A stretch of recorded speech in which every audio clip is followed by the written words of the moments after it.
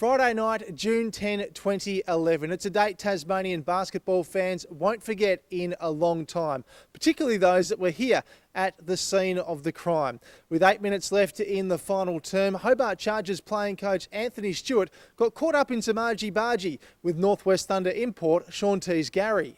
I said any time that he comes in the lane, I want you to be physical and put him on his backside, and we did that. I can assure you that Sean T's Gary wasn't the aggressor. He doesn't play in that way. This is the first time you've seen this vision in 10 years. Yeah. What sort of memories does it bring back?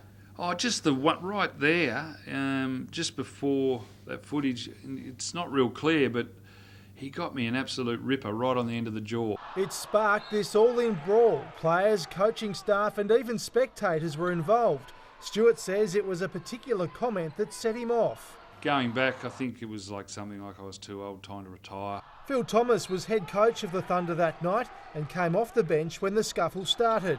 I was only concerned for Sean T's safety and for his well-being, and he was the one I went after. I certainly didn't go after any Hobart players.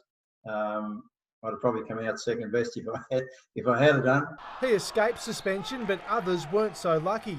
A Thunder assistant coach was forced to serve around 2 months. They looked very dim on people leaving the bench, and then especially if you're actually involved in the scuffle itself.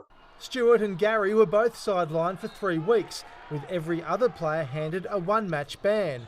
During that time, Thomas says other SEABL clubs were petrified of playing the Chargers at home. They were very, wary, frightened, aware of playing in Hobart because they knew the crowd in that particular stadium. Following the incident, the Chargers went on a 17-zip run on the scoreboard to cruise to a comfortable 15-point victory, 75-60.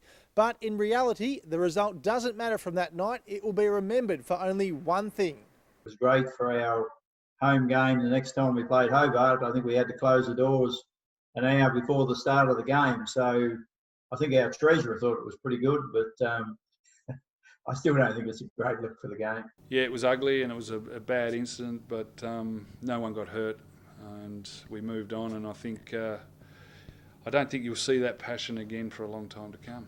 And time heals all wounds. Stewart had Thomas lined up to do some scouting for the Chargers this NBL 1 season.